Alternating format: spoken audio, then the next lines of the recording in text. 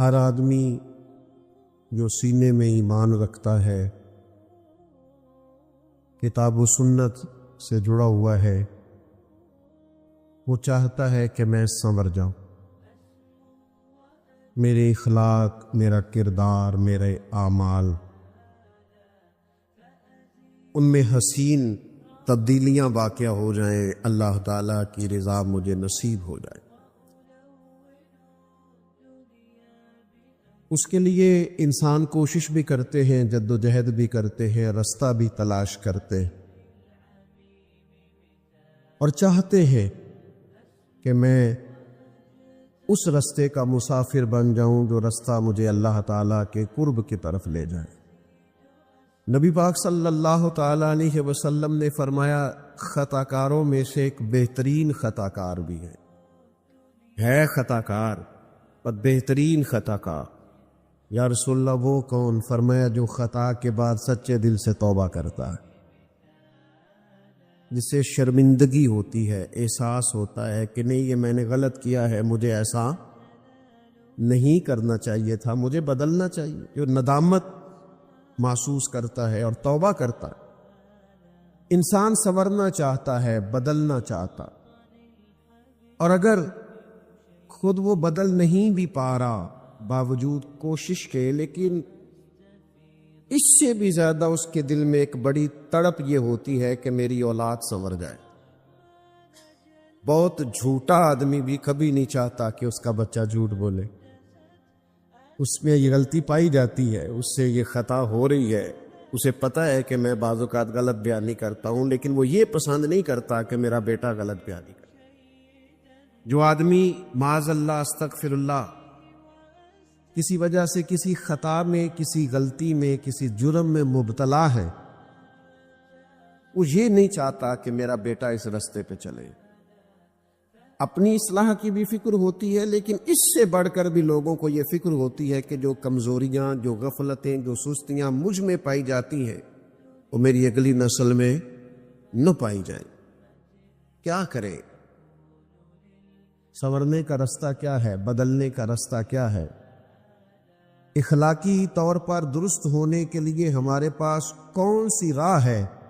تو قرآن مجید نے ایک مضبوط رستے کی طرف ہماری رہنمائی کی ہے۔ فرمایا یا ایھا الذین آمنوا اتقوا اللہ وکونوا مع الصادقین، اے ایمان والو اللہ سے ڈرو اور سچوں کی سنگت اختیار کرو، صادقین کے ساتھ بیٹھو۔ اللہ کرے آپ موبائل کم دیکھیں اور میری بات زیادہ سنیں، آمین تو کہیے گا۔ دعا تو مانگی جا سکتی ہے نا جی، کیوں جی؟ قبولیت ہو جاتی ہے، اللہ قبول کرنے والا ہے۔ موبائل آپ کے پاس رہنا ہے اور میں نے جانا ہے، لیکن آپ کی ساری توجہ موبائل پہ۔ اللہ تعالیٰ آپ کو جزائے خیر دے، 2-4 لوگ بنا لیں، باقیوں کو دے دیں، اتنا ہی کافی ہوتا ہے، سب کو یہ کام نہیں کرنا چاہیے۔ فرمایا اللہ سے ڈرو اور سچوں کی سنگت اختیار کرو۔ یہ جو صالحین کی صحبت ہوتی ہے جو دلوں میں تقوی پیدا کرتی ہے۔ 10 لوگ ایک جگہ بیٹھے ہو اور 9 اٹھ کے نماز پڑھنے چلے جائیں تو امید ہے 10واں بھی بیٹھا نہیں رہے گا، وہ بھی کہے گا یار اب سارے جا رہے ہیں تو مجھے بھی جانا چاہیے۔ اچھے لوگوں کی سنگت، اچھے لوگوں کی صحبت، اچھے لوگوں کے ساتھ اٹھنا بیٹھنا، یہ انسان کے اندر مثبت تبدیلیاں لاتا ہے۔ اعلیٰ حضرت بریلوی رحمۃ اللہ علیہ ذرائع علم کو بیان کرتے ہیں کہ انسان عالم کیسے ہوتا ہے، تو فاضل بریلوی نے ان میں سے ایک ذریعہ یہ بیان کیا ہے کہ صحبت علماء بھی آدمی کو عالم بنا دیتی، صحبت علماء سے بھی علم حاصل ہوتا ہے۔ اچھے لوگوں کی سنگت اختیار کریں، صالحین کی، اور یہ آپ چھوڑ دیں بات کرنی کہ ہمیں صالحین ملتے ہیں، ہمیں پتہ ہوتا ہے کون کون بندہ اچھا ہے، ہمارے ارد گرد اچھے لوگ ہوتے، ہمارے دائیں بائیں اچھے لوگ ہوتے، ہمارا مزاج نہیں ہوتا کسی کے پاس بیٹھنے کا، وقت گزارنے کا، ہماری طبیعت نہیں ہوتی تربیت کے لیے کہیں جانے کی۔ ہمارے ہاں لوگ جاتے ہیں آج کل کسی کو مشہور آدمی سمجھ کے فوٹو کھنچوانے، یا کسی ایسے شخص کے پاس جہاں جا کے ذرا گپ شپ کا موقع ملے، یا کسی ایسے شخص کے پاس جو ہماری ہاں میں ہاں ملائے۔ اچھی صحبت، صحبت صالحین اتنی ہی زیادہ ضروری ہے جتنا انسان کے لیے سانس لینا ضروری۔ اگر آپ کو صالحین کی صحبت میسر نہیں آتی، آپ کے ارد گرد کا ماحول ایسا نہیں ہے جو آپ کو تقوی کی طرف مائل کرے، آپ کیسے عبادت کی طرف رجحان کریں گے؟ آپ دیکھیے نا، مولا علی شیر خدا رضی اللہ تعالیٰ عنہ فرماتے ہیں، میں نے نبی پاک کو اور سیدہ خدیجہ کو نماز پڑھتے دیکھا تو میں نے پوچھا یہ کون سا طریقہ ہے، چونکہ شیر خدا کی عمر مبارک ابھی چھوٹی تھی، کون سا طریقہ ہے؟ تو کہا یہ دین اسلام ہے۔ کہتے رب نے توفیق دے دی، پیر والے دن نبی پاک نے اعلان نبوت کیا اور منگل والے دن میں نے سرکار کے ساتھ نماز پڑھا۔ اس نماز کو پڑھتے ہوئے دیکھا۔ صحبت صالحین، کبھی ایسا ہوتا ہے کہ آپ گھر کے اندر مصلی بچھا لیں،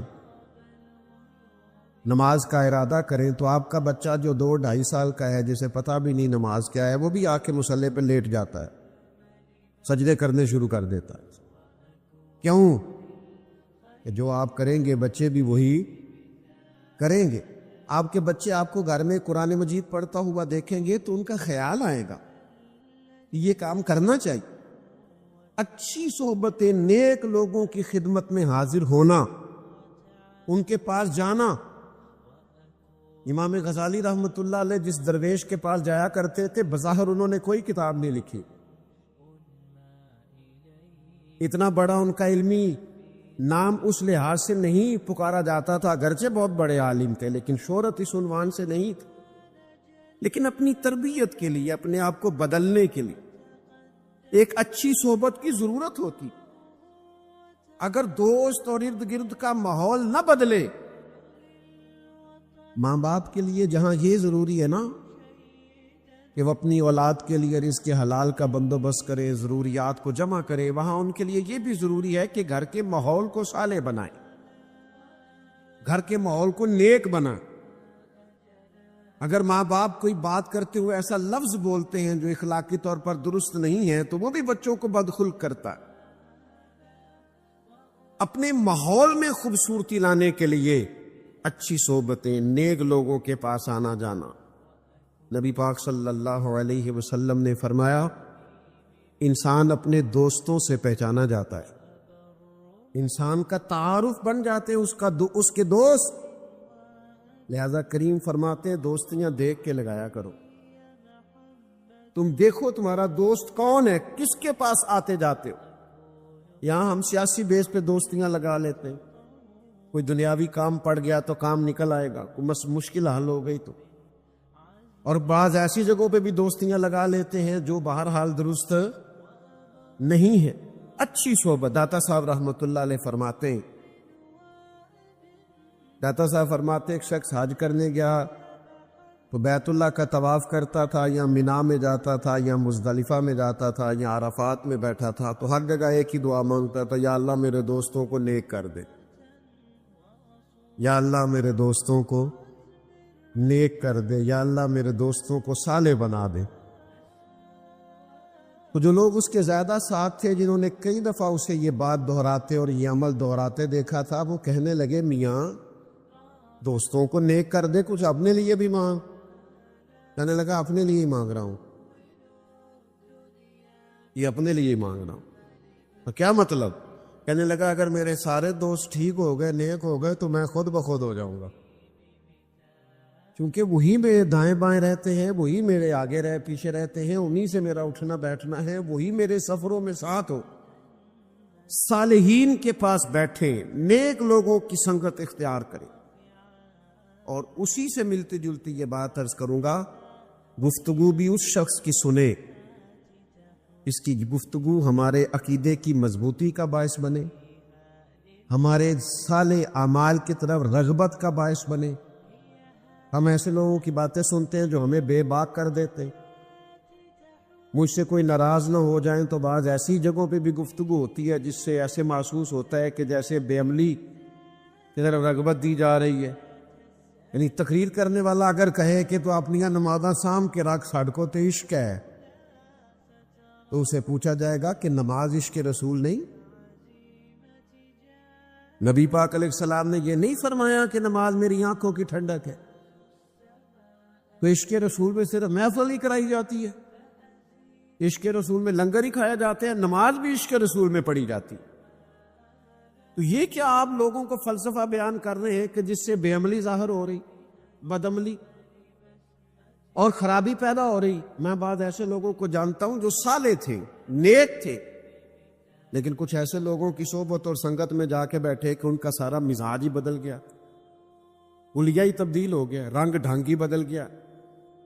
آپ یہ لوگ ہمارے ذہنوں پر اثر انداز ہوتے ہیں، ہم مانیں چاہے نہ مانیں، ہم دوسروں کا اثر قبول کرتے ہیں. یہ ممکن نہیں ہوتا کہ دوسروں کا اثر انسان قبول نہ کرے، انسان پر اثر ہوتا ہے. اچھی صحبتیں، علماء کے پاس آنا جانا، ان کی خدمت میں بیٹھنا، ان کے پاس رہنا.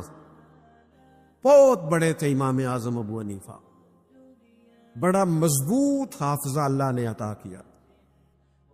جن لوگوں کو لاکھوں حدیثیں یاد ہیں وہ بھی امام اعظم کے مقلد ہونے پر فخر کرتے. اللہ تبارک و تعالی نے ان کو بڑی قوت عطا کی تھی، تقوی عطا کیا تھا. اتنا علم ہے، اتنا فضل ہے، اتنی رعنائی ہے، اتنا حافظہ ہے، اور پھر اللہ نے حکمت عطا کی ہے. امام صاحب کو مسائل نکالنے آتے ہیں، لیکن اس کے باوجود سیدنا امام جعفر صادق کی صحبت میں جا کے بیٹھا کرتے، ان سے فیض لیتے تھے، اور فرماتے تھے اگر وہ 2 سال نہ ہوتے جو مجھے امام جعفر صادق کی صحبت میں ملے ہیں تو ابو حنیفہ ہلاک ہو جاتا، میں ہلاک ہو جاتا. مجھے وہ 2 سال کی جو نیک آدمی کی صحبت تھی، اس صحبت نے میرے اندر تقوی پیدا کیا، عبادت کا نور پیدا کیا، خوبصورتی پیدا کی. میرے بھائیوں، خدا را اپنے ارد گرد کے ماحول کو درست کریں، اپنے آنے والی نسلوں کو صالح اور خوبصورت سوسائٹی دیں. حضرت عمر رضی اللہ تعالیٰ عنہ فرمایا کرتے تھے جو لوگ کثرت سے استغفار کریں ان کی صحبت میں بیٹھا کرو.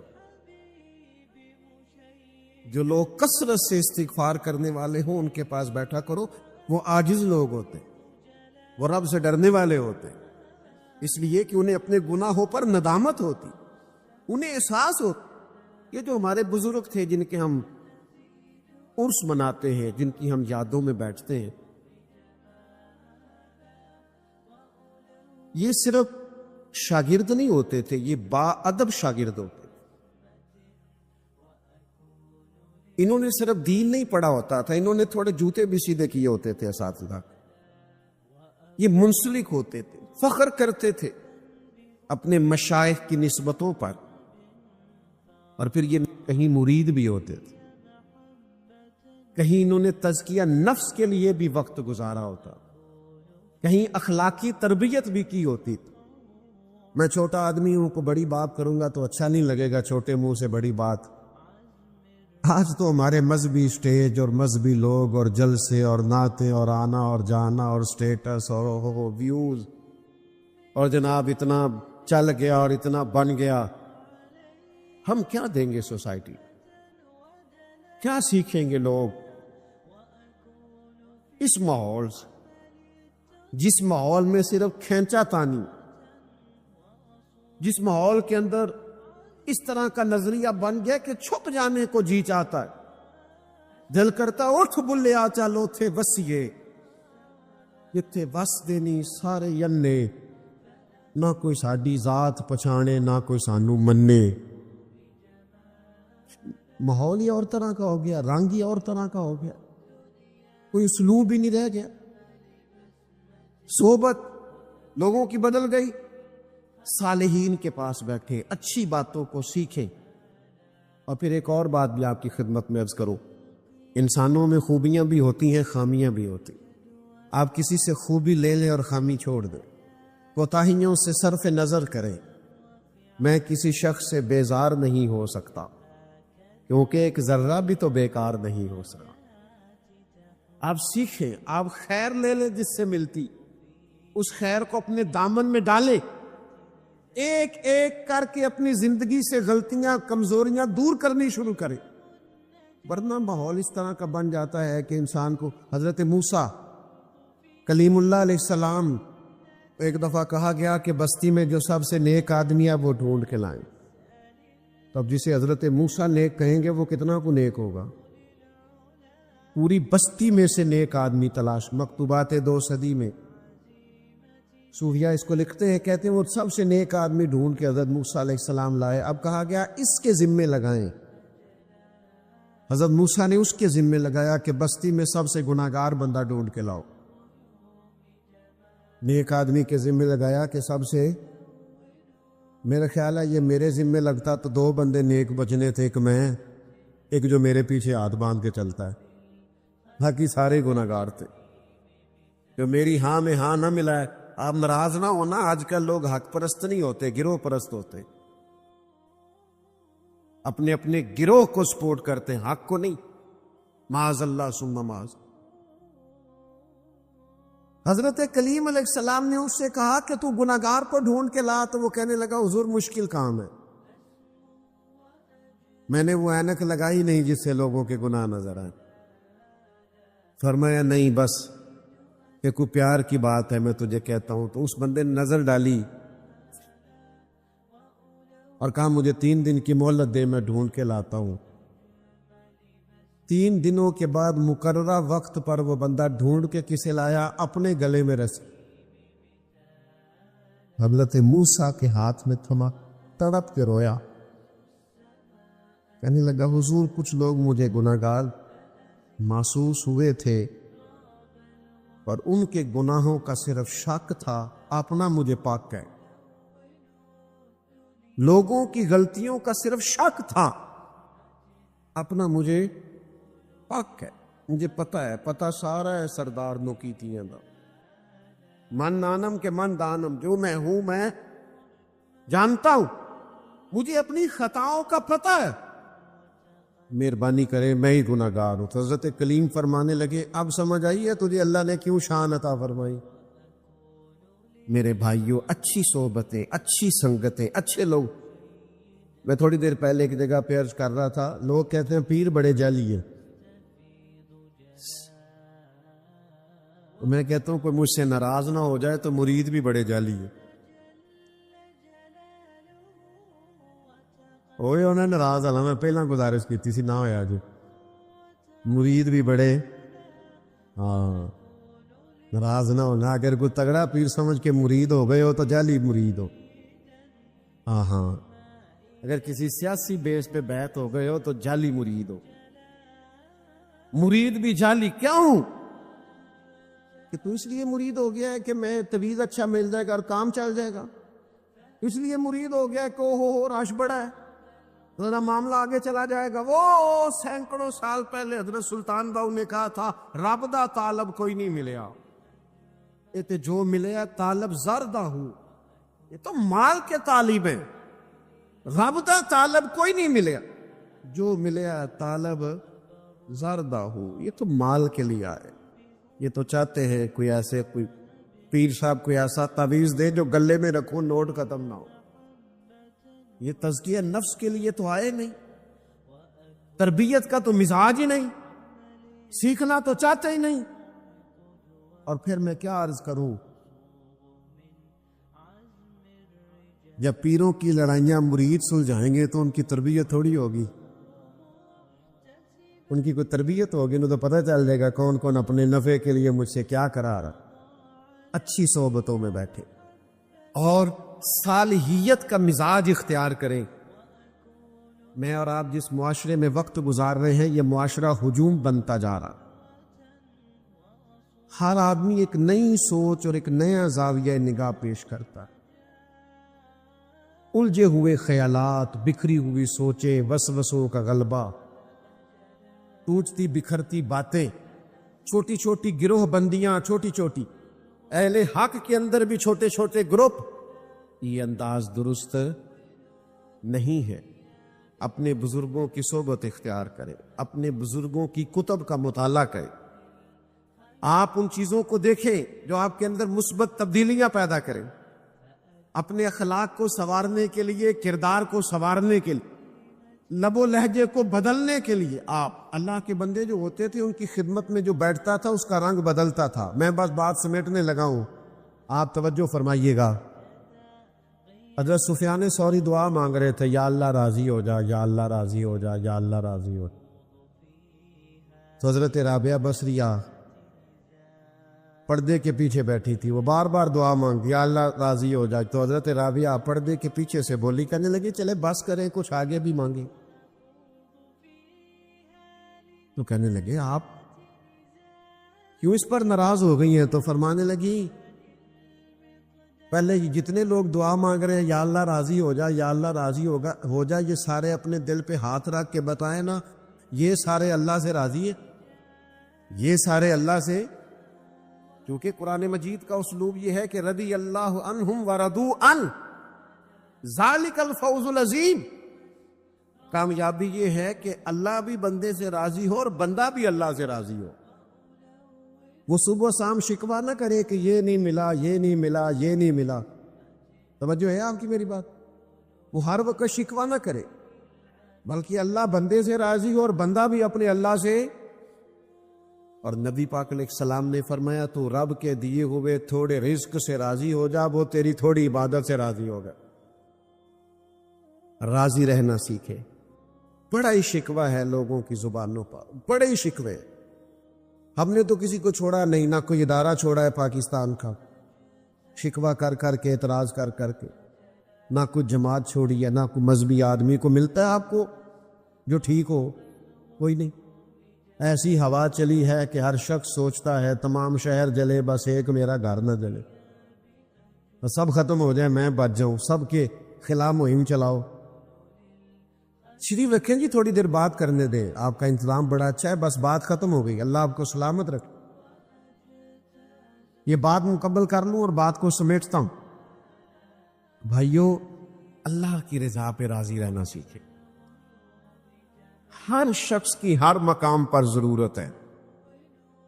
یہ کوئی عزت نہیں ہے ہمارے ہاں یہ الا ماشاء اللہ ساؤنڈ چلانے والے کی۔ کبھی کسی نے اسٹیج پہ بیٹھے دیکھا اس کے گلے میں کبھی کسی نے ہار ڈالا ہے؟ لیکن اگر ساؤنڈ ہی نہ چلے، محفل چلتی ہے تو قدر مانو نا، اس کی بھی کوئی قدر ہے۔ یہ الیکٹریشین جو پنکھے لگاتا ہے اور چلاتا ہے، یہ آج نہ چلے ہوئے ہوتے تو کتنی گھٹن ہو جاتی، لیکن کیا قدر ہے۔ ہر شخص جہاں ہے وہ راضی رہے کہ رب نے جہاں مجھے رکھا ہے بڑی شان سے، اپنے مالک کی رضا پہ اور تقسیم پہ راضی رہے۔ میں اکثر محبت سے دوستوں سے کہا کرتا ہوں کہ خدا جانے بلندی ہے کہ پستی، خدا جانے بلندی ہے کہ پستی، پر جہاں میں ہوں وہاں کوئی نہیں ہوں، جہاں میں ہوں وہاں کوئی نہیں ہے، یہ بطور شکر کے کہتے ہیں۔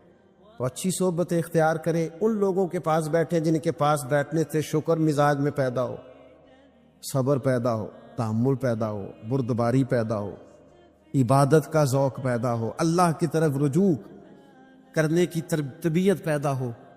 نکل آئیں کیمروں کی دنیا سے باہر، اور نکل آئیں آپ لائکس اور کمنٹس کی دنیا سے باہر، اور مہربانی کریں اس دنیا شیشوں کے اندر نہیں، شیشوں کے باہر ہے۔